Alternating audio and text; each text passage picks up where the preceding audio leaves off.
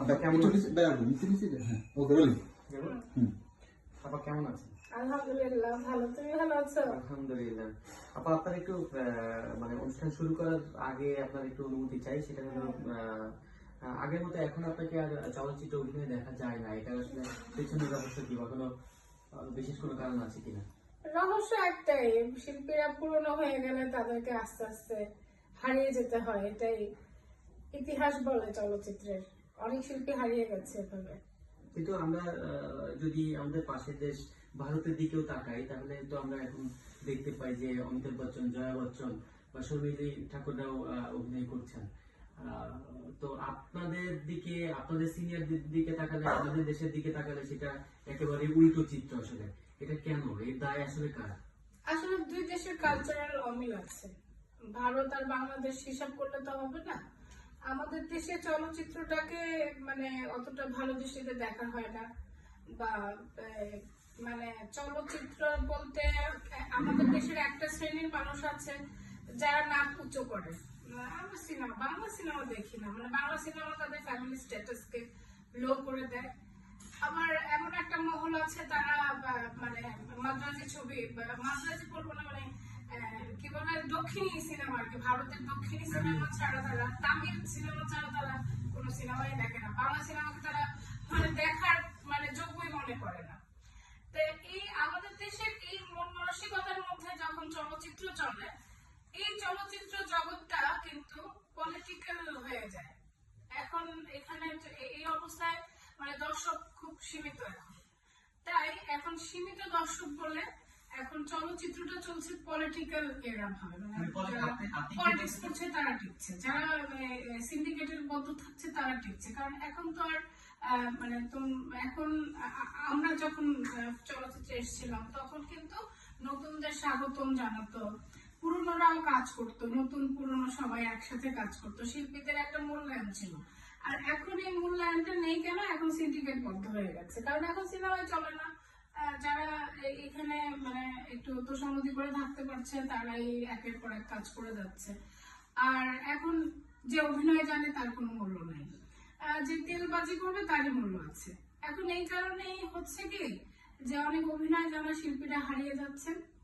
আর আমাদের এখন হারাবাড়ির সময়, এক সময় নায়িকা ছিলাম, অভিনয় করেছি, চলচ্চিত্রের পর্দায় এসেছি, আসলে অফার পাই না তা না, ভালো অফারই পাই, কিন্তু যখনই তারা আমাকে ফিল্মের অফার করে তখন ম্যাক্সিমাম ম্যাক্সিমাম বলবো না, সবাই গলা শুকানো শুরু করে যে টাকা পয়সা নাই, মানে পারলে আমাদের ছবিটা আপনি। শিল্পী হিসাবে আপনি এই যে এই ধরনের জীবনযাপন যারা করছেন তাদের উদ্দেশ্যে আপনার কি বলার আছে? আসলে যে মেয়েগুলো মডেলিং এ আসে ওরা খুব অল্প বয়সী হয়, আর এই বয়সটা এমন থাকে মানে ভালো মন্দ, রাইট রং এগুলো বুঝার অতটা বয়স থাকে না ওদের। আমি যেরকম কন্টিনিউয়াসলি আমার মার মাধ্যমে আমি এগোতাম, আমার মা যেটাকে বলতেন যে হ্যাঁ রাইট তুমি এই পথে যাও, আমি ওই পথেই যেতাম।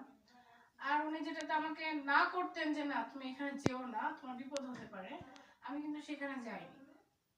তো এখানে দেখা যায় যে যে মেয়েগুলো এই মডেলিং বলো বা সিনেমা বলো, যে ক্যারিয়ারই তারা চুজ করে নিচ্ছে, তারা কিন্তু একা চলছে, নিজে যা ভালো বুঝছে। আর আর এই ধরনের ইয়াং ছেলে মেয়েদের পিছনে কিন্তু কিছু ফোর্স কাজ করে, যারা নিজেদের স্বার্থ হাসিল করতে চায় ওদের মাধ্যমে। এক কথায় তাদেরকে ব্রোকার আমরা বলতে পারি। হ্যাঁ হ্যাঁ, এই লোকগুলো, যে মেয়েটা গত কয়েকদিন আগে মারা গিয়েছেন, সে কিন্তু একটা লাইভে অন ক্যামেরা এসে এরকম কিছু বলেছিল যে কোন নায়িকার রেট কত সেটাও সে জানেন। তো এই বিষয়গুলো আসলে যে অভিনেত্রী হিসেবে বা নায়িকা হিসেবে আপনাদের পর্যন্ত চলে আসে কিনা সেই দায়টা? আসলে না, এটা আমাদের দায় থাকবে না কেন জানো? আমরা যখন কাজ করেছি একটা না, আমরা যখন ওদের বয়সে ছিলাম তখন কিন্তু আমরা শুধু ফিল্মের কাজই করেছি। আমরা এই যে রেট কত কি কত এইসব তো বুঝার এতে আপনাদের সময় মান যাচ্ছে কিনা আসলে না, এখন মান তো আসলেই নাই। বললাম না তোমাকে শুরুতেই বলেছি যে চলচ্চিত্র ইন্ডাস্ট্রি এখন আছে বলে তো আমার সন্দেহ লাগে। যদি ইন্ডাস্ট্রি থাকতোই তাহলে তো এই প্রসঙ্গগুলো উঠে আসতো না। ফিল্ম ইন্ডাস্ট্রি মানে কি একতা, সবাই একত্রিত একটা জায়গা। তো এখানে তো একতা নেই বললেই চলে, একজনের বিরুদ্ধে আরেকজন কথা বলছে, একজনের এগেইনস্টে একজন চলে যাচ্ছে, কাজ তো নেই। মাঝখান দিয়ে দলাদলি, এই যে এই জিনিসটা আমার কাছে মনে হয় না যে এখন কোনো ফিল্ম ইন্ডাস্ট্রি আছে। এখন আছে আমি তোমার দলের, তুমি আমাকে কিছু কাজ দাও, আমি তোমার দলের, তুমি আমাকে তোমার সাথে সাথে বিদেশে নিয়ে যাও। মানে এখন হয়ে গেছে এই টাইপের সিন্ডিকেট টাইপ। এখন তো মানে শিল্পী কে কি মর্যাদাও দেয় না। এখন হচ্ছে যে দলকে তার তেল মারবে সে টিকে থাকবে, তার যোগ্যতা আছে কিনা, সে কখনো যোগ্য নায়িকা ছিল কিনা সেটাও তারা দেখবে না, তারা তেল মারাটাকেই বড় করে দেখবে। আপা আবার আগের প্রশ্নটা যেতে চাই, ছোট করে একটু জানতে চাই যে আমি যেমনটা বলছিলাম যে নায়িকাদের ব্যবসা বাণিজ্যের কোনো কিছু দেখা যায় না, সব মানে প্রকাশ্যে আসে না, কিন্তু তারা কারি কারি অর্থ মালিক হয়ে যান, রাতারাতি গাড়ি বাড়ির মালিক হয়ে যান, দুবাই, সিঙ্গাপুর, সুইজারল্যান্ড ঘুরতে দেখি। তো এদের আসলে অর্থের উৎসটা কি, আপনার কি মনে হয়? আসলে দেখো, হিডেন কি কি অর্থ থাকতে পারে নায়িকাদের?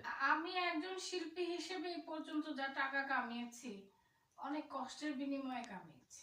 আমি ফিল্মে গিয়েছি, আমাকে ডিরেক্টররা সারাদিন পরিশ্রম করেছেন, ক্যামেরার সামনে ঘন্টার পর ঘন্টা দাঁড়িয়ে থাকতে হয়েছে, না খেয়ে থাকতে হয়েছে, সবাই মোটা মোটা বলতো।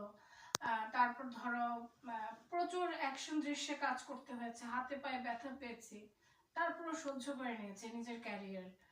তার বিনিময়ে আমরা যে টাকাটা পেয়েছি সেটা কিন্তু রয়ে গেছে। আমি বলবো না যে আমার নষ্ট হয়েছে, কারণ এটা খুব কষ্টের টাকা। কষ্টের টাকাটা না সহজে নষ্ট হয় না। তুমি ভালো পথে যে টাকাটা কামাবে সেই টাকাটা কিন্তু তোমার সহজে নষ্ট হবে না। আর যে টাকাটা তোমার অসৎ পথে আসবে বা খুব ইজি ভাবে তুমি ইনকাম করে ফেলবে, সেটা খুব ইজি ভাবে চলেও যাবে। তো আমার একটাই কথা থাকবে নতুনদের, যে ইজি পথটা কখনোই বেছে নেবে না। তুমি কষ্ট করো, তোমার কষ্টের ফল একদম একদিন অবশ্যই পাবে। হ্যাঁ, তার জন্য ধৈর্য ধরতে হবে। সহজ রাস্তা খুঁজতে গেলে এই যে এরকম ট্র্যাপে পড়তে হবে, তুমি না চাইলেও তোমাকে ওই পথে তারা নিয়ে যাবে। হ্যাঁ, তাই প্রত্যেকটা ছেলে মেয়ে সবাই একটা স্বপ্ন দেখে আসে, তাদের স্বপ্নটা যেন পূরণ হয়, তারা যেন ধৈর্য রাখে, কষ্ট করে। আপা সুন্দর বলেছেন আপনি, বড় বোন হিসেবে বা সিনিয়র হিসেবে। তো আমি একটু দলের কথা যেহেতু আসছিল আপনার মুখে, যে সিন্ডিকেটের কথা বলছিলাম, আমি একটু দল নিয়েই এবার ফিরতে চাই। আসলে তারকাদেরকে বর্তমানে অনেক সময় মানে আবার যাই প্রশ্নটা, তারকাদেরকে অনেক বেশি বর্তমানে রাজনীতির মাঠে সক্রিয় দেখতে পাই আমরা। তো বলা যায় তারা অভিনয়ের চেয়ে রাজনীতিতে সক্রিয় বেশি। তো একজন স্বনামধন্য তারকা হিসেবে আপনাদের মানে আপনার কাছে কি মনে হয় তারকাদের রাজনীতি কেমন হওয়া উচিত? ওই যে আলমগীর স্যার একটা কথা বলেছিলেন শিল্পী সমিতির ইলেকশনের সময়, যে খইবাজ, কি জানি বলেছিলেন, নেই কাজ তো খইবাজ। নেই কাজ তো খইবাজ।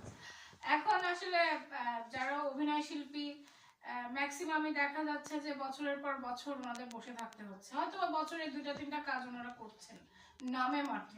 কিন্তু এই জিনিসটা কিন্তু বুঝতে হবে, একজন অভিনয় শিল্পী, আমার কথা দিয়ে বলি, আমার ইনকামটা কিন্তু শুধুমাত্র অভিনয়ের মাধ্যমে, আমার কাজের মাধ্যমে। আমি কিন্তু ব্যবসায়ী না, বা আমি চাকরিজীবী না, বা আমি সরকারি চাকরি করি না যে আমি আমি রিটায়ার হলে আমি এতগুলি টাকা করে পেনশন পাবো। হ্যাঁ, তো আমি একজন শিল্পী, আমার দর্শক হচ্ছে আমার ইনকাম। হ্যাঁ, আমি যতদিন নিজের শরীরটাকে, নিজের চেহারাটাকে ভালো রাখবো, আমি দুটো পয়সা কামাতে পারবো। তো এখন দেখা যাচ্ছে যে আমাদের শিল্পীরা দিনের পর দিন এতটাই বসে আছেন, অনেক অভিনয় জানা শিল্পী, অনেক গুণী শিল্পীরা কাজ পাচ্ছেন না। তো তারা অনেক সময় এটা বলতেও লজ্জা পাচ্ছেন যে আমার তো ইনকাম নাই। এটা তাদের একটা ইগো বা যেটাই বলেন একটা লজ্জার বিষয় হয়ে যায়। তো তখন তারা দেখা যাচ্ছে যে যেহেতু অভিনয় করে কোনো ইনকাম নাই, তারা রাজনীতির মাঠে যাচ্ছেন, বিভিন্ন কিছু উদ্বোধন করতে চলে যাচ্ছেন, বা তারা একটা অনুষ্ঠানে যে ডান্স করছেন। কেন করছেন? তারা ইনকামের জন্যই করছেন। কিন্তু চলচ্চিত্রে যদি অভিনয়ের সুযোগটা থাকতো, আমরা কোনো শিল্পী শখ করে ওই কাজগুলো করতাম না, কারণ আমরা অভিনয়টাকে ভালোবাসি, এটা আমরাকে ভিতরে ধারণ করে ফেলেছি, এটাকে তো ফেলে দিতেও পারি না। কিন্তু কি করব, কাজ তো হয় না। যে কাজগুলো হয় ওখানে নির্দিষ্ট কিছু শিল্পীরাই কাজ পাচ্ছে, আমরা তো পাচ্ছি না। আচ্ছা, আমি বুঝতে পেরেছি আপনার কথা। একটু জানতে চাই যে রাজনৈতিক মানে জাতীয় রাজনীতিতে আমরা তারকাদেরকে দেখতে পাচ্ছি, তো তারকাদের জাতীয় রাজনীতিতে যোগ দেওয়ার বিষয়টি আপনি কিভাবে দেখছেন? না, রোনাল্ড রিগান উনিও একজন তারকা ছিলেন, সেখান থেকে উনি প্রেসিডেন্ট হয়ে গিয়েছিলেন। আমাদের ফেরদৌস ভাইয়ের কথা বলবো যে উনি আগে আমরা থেকেই ইউক্রেনের প্রেসিডেন্টকেও উনি অভিনেতা ছিলেন। তো অভিনেতা রাজনীতিবিদ হওয়াটা অস্বাভাবিক কিছু না। আর আমাদের ফেরদৌস ভাই এখন রাজনীতিবিদ নট অনলি হয়ে অভিনেতা, গেছেন। অভিনেত্রীরাও কিন্তু আছে অনেকে। হ্যাঁ, অনেক অভিনেত্রী, অনেক গায়িকারা রাজনীতিবিদ হয়ে গেছেন। মানে এক আসলে কথায় ছবিজ অঙ্গনের তারকারা যে হ্যাঁ। রাজনৈতিক মাঠেও সক্রিয়, খুব দাপিয়ে হতে বেড়াচ্ছে। পারে কেন, মানে অভিনেতা অভিনেত্রীরা রাজনীতির মাঠে সফল হয় ম্যাক্সিমামই। আমরা এবারই খুব তো কম দেখলাম। আছে যে অসফল হয়। সফল হয় এই কারণেই, কারণ তারা তো মানে সবার পরিচিত চেহারা, তাদেরকে দর্শক অনেকটা অন্তরে ধারণ করে ফেলেন, ভালোবেসে ফেলেন, এবং সেই সুবিধাটা তারা কিন্তু রাজনীতির মাঠে পেয়ে যান। তো যার কারণে শিল্পীরা রাজনীতির মাঠে ভালোই করেন। তো আমার এখানে একটা প্রশ্ন আছে, আমি না করলেই নয়, আমি লোভনীয় প্রশ্ন মনে হচ্ছে আমার কাছে, যে আচ্ছা একক কোন দলের হয়ে কোন তারকা কি আসলে রাজনীতির মাঠে থাকতে পারে কিনা, বা প্রশ্ন এমনও হতে পারে যে একক কোন দলের মধ্যে একজন তারকা কি সীমাবদ্ধ থাকতে পারেন কিনা আসলে। আমার মতে তারকা, সে শিল্পী হোক, সে খেলোয়াড় হোক, সে একজন দেশের সেলিব্রিটি, যে কোনো লেভেলেরই হোক, সে কিন্তু সবার। একজন শিল্পী তো কোন সবার, দলের একক একজন দলের হয়ে যখন খেলোয়াড় নির্বাচন সবার, করছেন, একজন প্লেয়ার যে একজন ক্রিকেট খেলেন বা একজন ফুটবলার বা যেই হোক, সে কিন্তু সবার। যে কিন্তু আমরা তো দেখতে পাচ্ছি যে একটা দলের মধ্যে সীমাবদ্ধ হয়ে যাচ্ছেন আপনারা। এইটা আমার কাছে একটু মানে এটা আমার কাছে একটু অন্যরকমই মনে হয়। কিন্তু আমি এখানে হয়তোবা আপনাকে আরেকটু সহজ করে দলটি দিতে চাই যে অনেক জনপ্রিয় বলে সবাই এক দলের দিকে ছুটছে। আচ্ছা আমি এখানে একটু আপনাকে সহজ করে দিতে চাই যে এতে ওই তারকা যিনি আসলে রাজনীতির মাঠে যাচ্ছেন, ওই তারকার জনপ্রিয়তায় কোনো নেতিবাচক প্রভাব পড়ে কিনা বা ভাটা পড়ে কিনা এক কথায়। এখন আপাতত ভাটা পড়ার কোনো সম্ভাবনা নাই। এটা তো মানে যেহেতু একটি জনপ্রিয় দল, একটি জনপ্রিয় একটি রাজনৈতিক দলই বলবো, তো তারা জনপ্রিয় বলে তাদের পিছে শিল্পীরা ছুটছে। তারা জনপ্রিয় না হলে তো তাদের পিছে ছুটতো না, কারণ শিল্পীরা সবসময় সুযোগধারী, তারা যেখানে সুযোগ পাবে তারা সেখানেই ঢুকবে। এইসব শিল্পীরা যারা নির্বাচন করছেন একটা দলের হয়ে, তারা কি মনে করছেন যে অপোজিশনে তাদের কোনো ভক্ত নেই বা দর্শক নেই বা অবশ্যই আছে। আমি বললাম তো শিল্পী সবার, শুধু শিল্পী না, তুমি খেলোয়াড় বলো, তুমি মানে যারা সেলিব্রিটি লেভেলে পড়ে, শুধু যে শিল্পীরাই সেলিব্রিটি তা না, যারাই সেলিব্রিটি লেভেলে পড়ে তারা সবার। তাদেরকে তাদের আমি বলবো যে তাদের ধর্মের একজন মুসলিম ভক্ত থাকতে পারে, তার খ্রিস্টান ভক্ত থাকতে পারে, তার হিন্দু ভক্ত থাকতে পারে না। তো সেরকম রাজনীতি, যেহেতু আমাদের দেশে রাজনীতিটা এখন এমন হয়ে গেছে যে প্রশ্ন হলেই জিজ্ঞেস করে আপনি কোন দল করেন। আশ্চর্য, আমি দল তো নাও করতে পারি, আমি তো রাজনীতি নাও করতে পারি। রাজনীতি করলেই কি আমার বাংলাদেশি হইতে হবে? আমি তো রাজনীতি করি না, আমি বুঝি না জিনিসটা। তারপরেও আমি বলবো যে জনপ্রিয় দল বলে সেখানেই তাদেরকে দেখা যাচ্ছে বেশি। এতে মানে আপনি বলতেই চাচ্ছেন যে জনপ্রিয়তায় ভাটা পড়ছে না?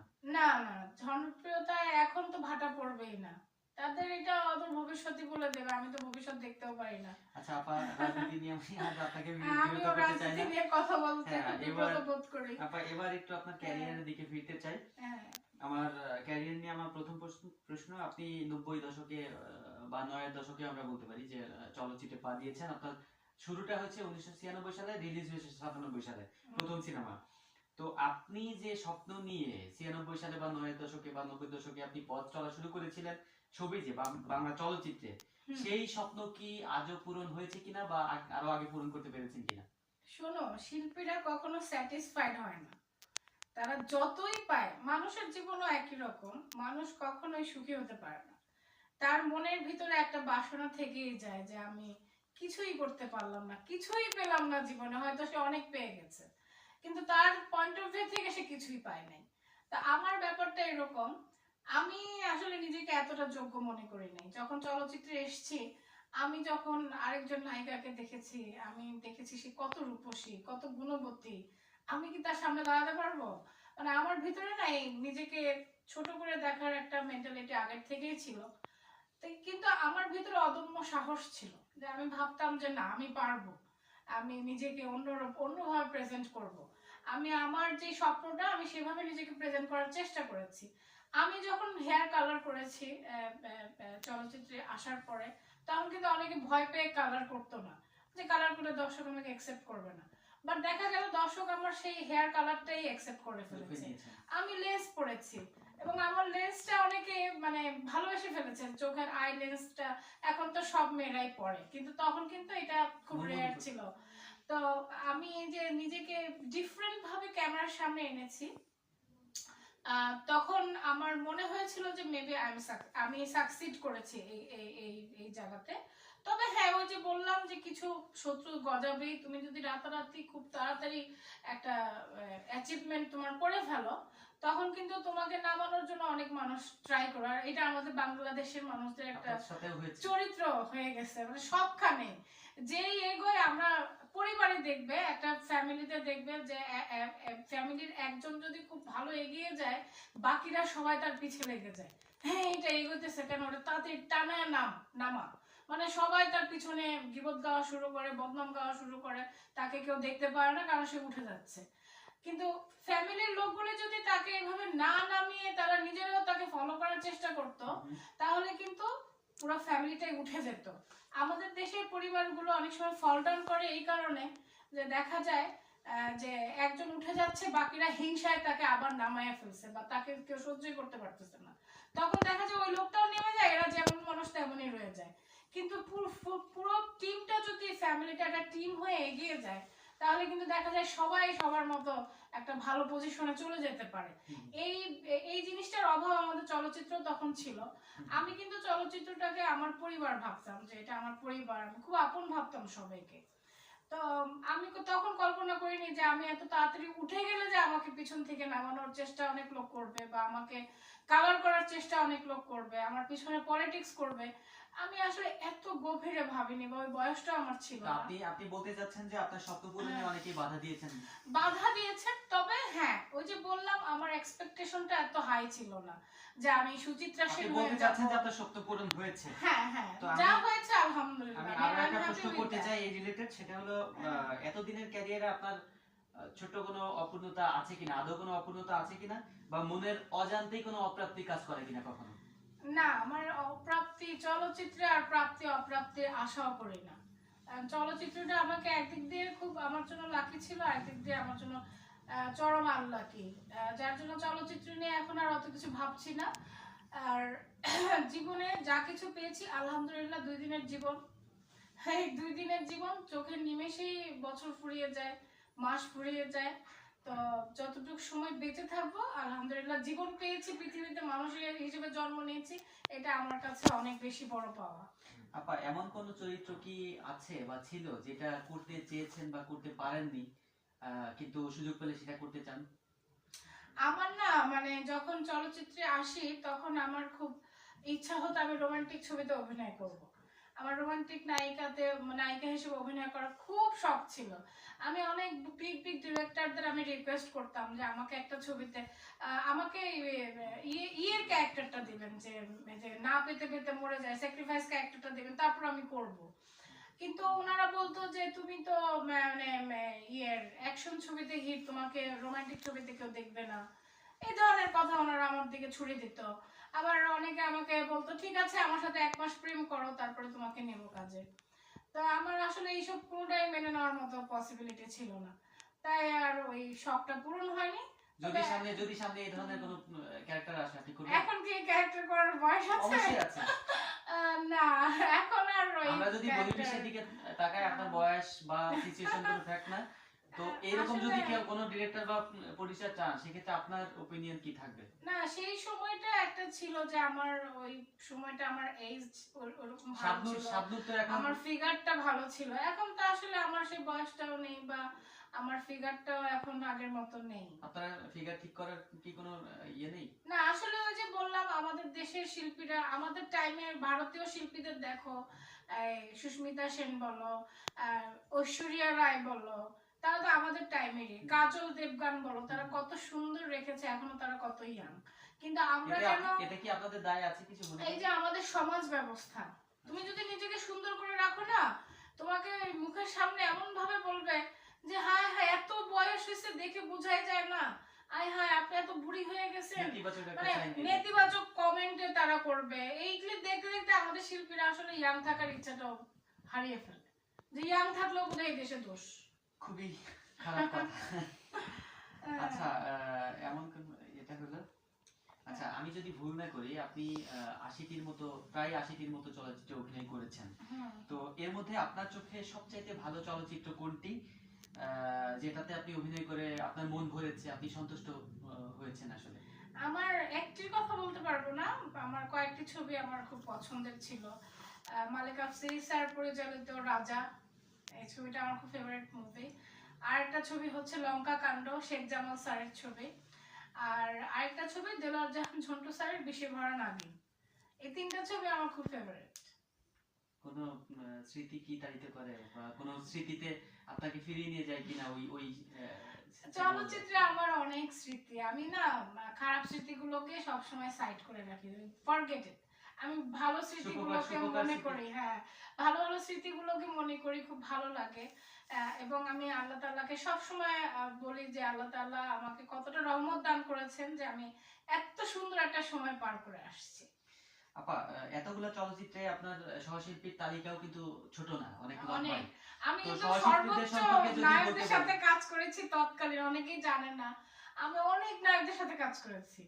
তখন আমাদের আমলে যারা ছিলেন, যেসব নায়িকারা ছিলেন, তারাও কিন্তু বড় বড় নায়িকা ছিলেন, কিন্তু তারা কিন্তু এত নায়কের সাথে কাজ করেন নাই আমি যত নায়কের সাথে কাজ করেছি। ওই ওই জন্যই প্রশ্নটা করা যে হ্যাঁ। আপনার সেই জার্নিগুলা, মানে সহশিল্পীদের সঙ্গে জার্নিটা একটু একটু যদি স্মৃতিতে আনতেন।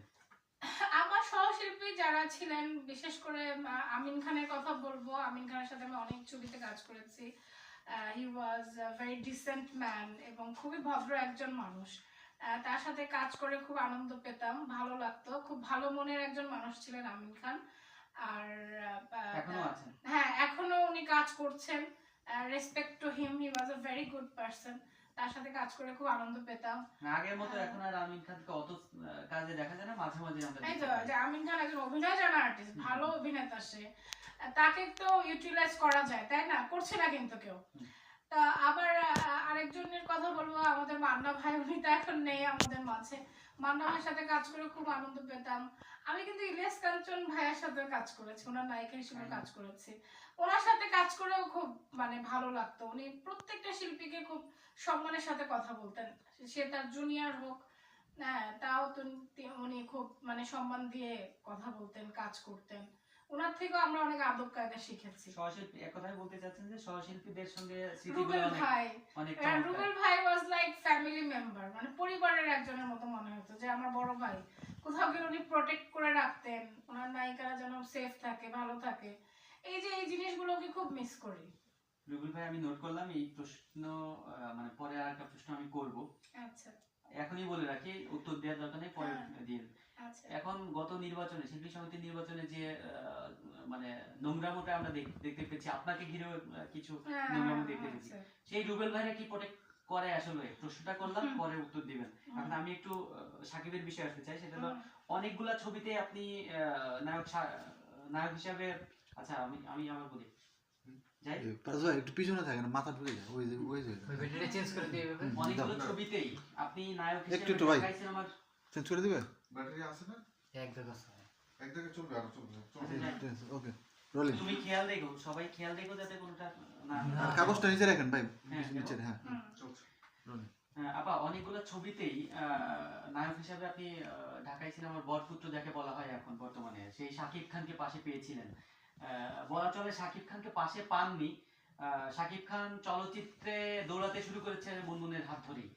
তো আমার প্রশ্ন হচ্ছে, শাকিব খানের সঙ্গে অভিনয়ের স্মৃতিগুলো কেমন আসলে ছিল, বা এখনো কেমন? আসলে শাকিব খান আর আমি ছিলাম মোটামুটি সমবয়সী আমরা। হ্যাঁ, বন্ধুত্বটা ওইরকমই ছিল, ভালো একটা ফ্রেন্ডশিপ ছিল আমাদের। কোনো ধরনের প্রেম প্রীতি এই টাইপের কিছু না, একসাথে কাজ করতাম। হ্যাঁ মানে জাস্ট আমরা এক বয়সী কিছু পোলাপাইন আর কি, ভালো কাজ করছি, ভালো কাজ পাচ্ছি, এই টাইপের একটা ভালো বন্ডিং ছিল তার সাথে আমার, ভালো একটা সম্পর্ক ছিল। অনেক কাজ করেছি একসাথে। হ্যাঁ, খুব অ্যাম্বিশিয়াস ছিল শাকিব খান, অনেক স্বপ্ন দেখতো সে ভবিষ্যৎ নিয়ে। আমি কিন্তু এত স্বপ্ন দেখতাম না। আমি সবসময় ভাবতাম যে না, আমি সময় থাকতে সরে যাব, সারা জীবন থাকতে চাই না। যতটুকু সময় থাকবো এটা যেন মেমোরেবল থাকে। কিন্তু শাকিব খান স্বপ্ন দেখতো যে এক সময় সে ফিল্ম লিড করবে, ফিল্মের রাজা হবে, সবসময় বলতো আমাদেরকে। হ্যাঁ, এরকম আর কি।